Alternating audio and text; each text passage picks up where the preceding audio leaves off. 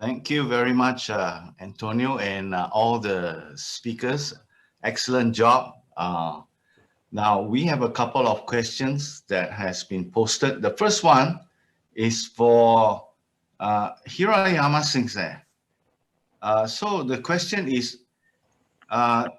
from Ting Ting Kin. She wants to know what's the difference in terms of the CE program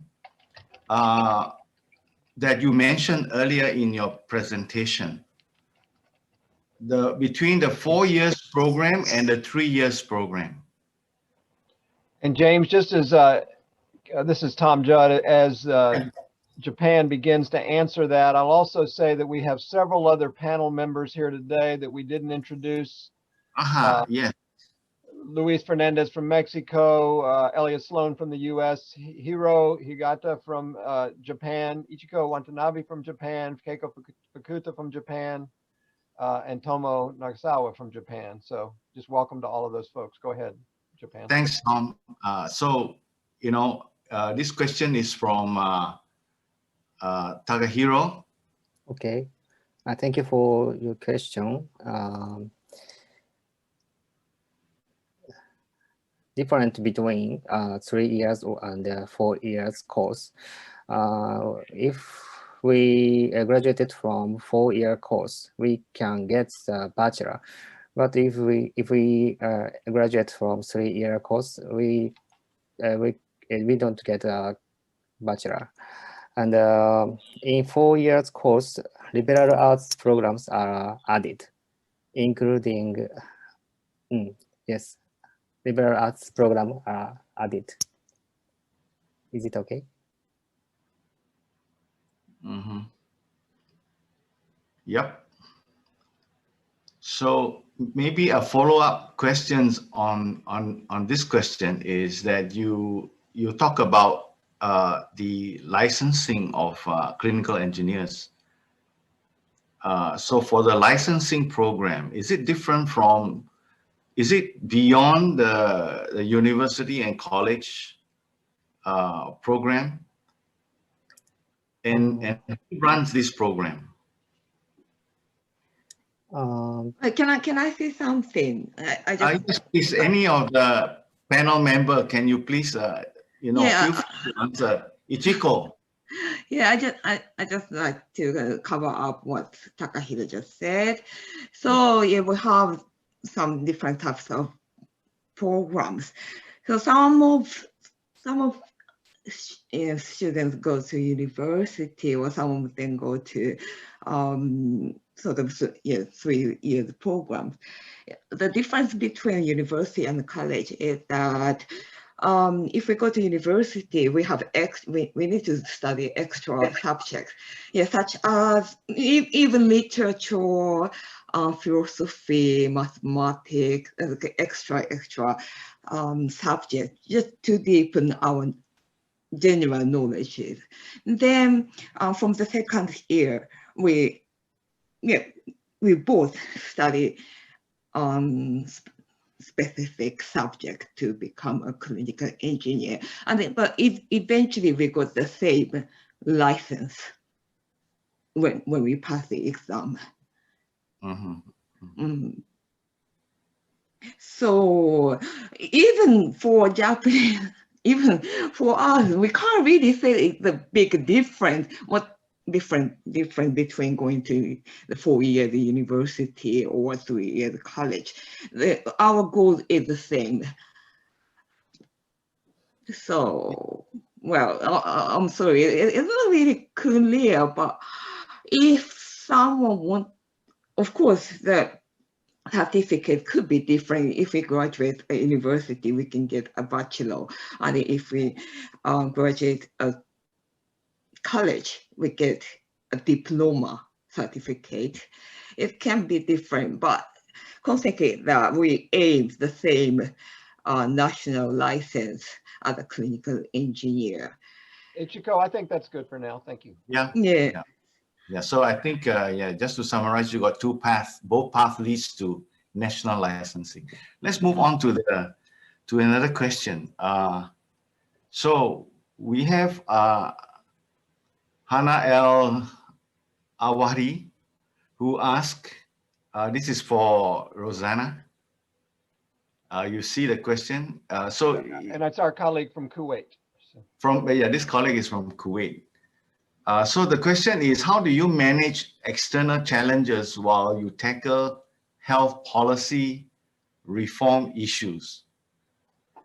So the example given is that there are external security issues, and how do you tackle these kind of challenges? Rosanna? Yes. Thank you, James, and thank you, Hannah, for the question. It is true. When you have a health system which is weak, and it's not exactly, it's not fair to call it system. I'm talking about health system in Peru. Okay, it's disruptive, it's fragmented, it has a lot of challenges before the pandemic. So how could we face these challenges about policy and regulations when you have at the same time some previous problems that are really making huge obstacles, not just for the health, but for the well-being of the population? We are taking COVID-19 like the best window ever. And it means to realize that health has been forgotten in the agenda of the government. And now actors from different contexts and stakeholders in Peru are, in average, giving more attention to make the change, realize what the changes are. And some of them, hopefully for us, who are in the strategic sites, agreed on the priority to make changes in the regulation, structure, and also systems. It's better to say to create a system, to start a system in the country. So when I was using the last slide was to state that it's not a work of an individual or of a department of MOH, is a huge work for a network, from a network. We are working in this regard with societies, professional societies, MOH, NIH, and other non-profits. But taking priorities, which are essential medical devices for COVID-19, framework for networking in the and outside of the MOH to provide health technology assessment, and also promote and make the divulgation of clinical engineering and health technology management, because you need persons who know, understand, and appreciate the value of this profession. Thank you. Thank you, Rosanna. I think it is very challenging indeed, having external influence.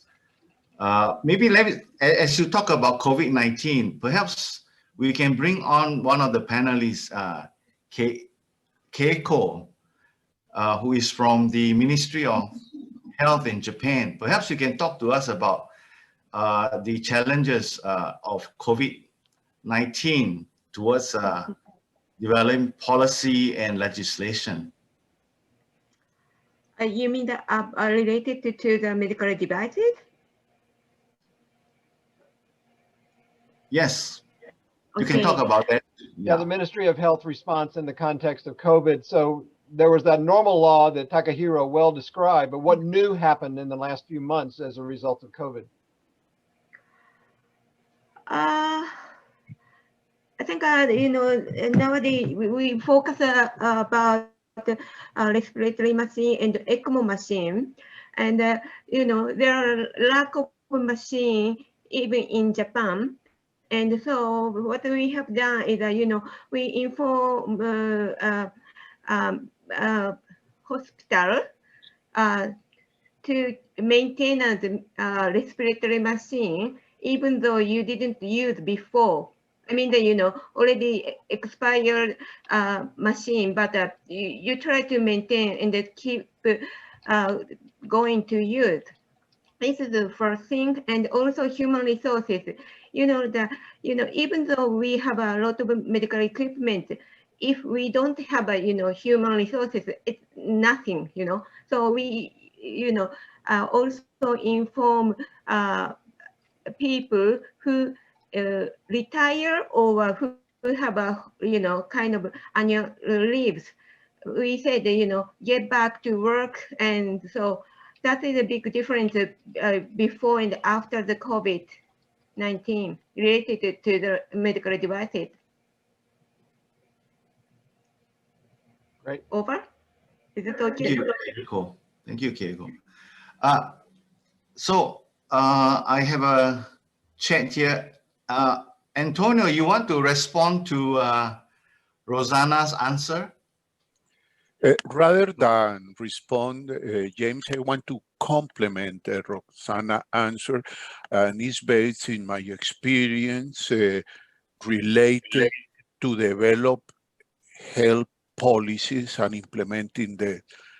Normally, it takes 10 years to negotiate, even if the countries are in crisis or having not hard times, to get together all the stakeholders and partners is an average of 10 years.